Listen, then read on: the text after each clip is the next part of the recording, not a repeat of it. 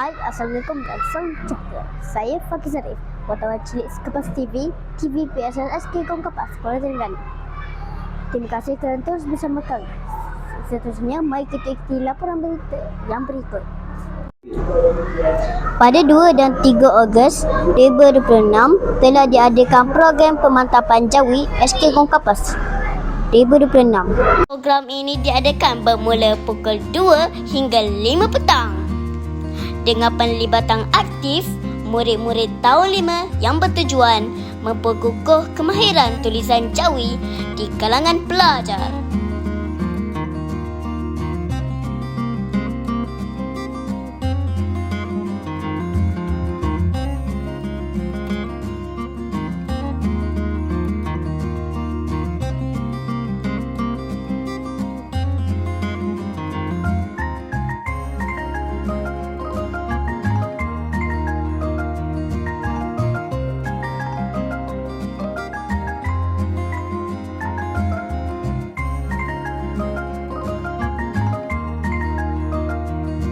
Program ini telah dikendalikan oleh fasilitator jemputan Ustaz Haji Hazri Bengah, Musyir Jawi daripada Dewan Bahasa dan Pustaka. Beliau berpengalaman luas dalam bidang pemerkasaan tulisan jawi. Sepanjang program berlangsung, murid-murid didedahkan dengan pelbagai teknik penulisan, latihan praktikal serta aktiviti interaktif yang menarik bagi meningkatkan penguasaan mereka dalam tulisan jawi.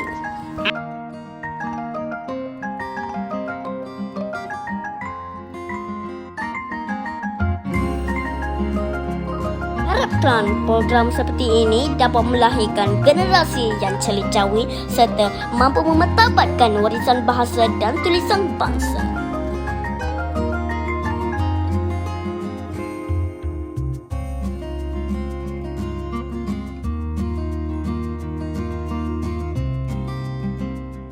Assalamualaikum Ustazah, apakah aktiviti yang diadakan pada hari ini? Waalaikumsalam warahmatullahi wabarakatuh.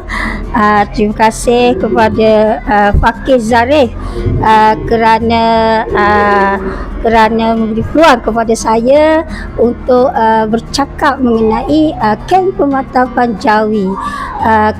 Sasaran kita adalah untuk murid-murid tahun 6. Jadi tujuan diadakan kem pemantapan jawi pada petang ini adalah untuk memperkasakan lagi pengetahuan jawi, khususnya dari aspek ejaan, menyambung huruf dan juga menukarkan tulisan Rumi kepada tulisan jawi. Semoga kan pemantapan jawi pada petang ini dapat memberikan manfaat kepada semua pelajar Sekolah Kebangsaan Kong Kapas, khususnya murid-murid tahun 5 yang bakal menghadapi ujian UBKK. Okey, itu saja daripada saya.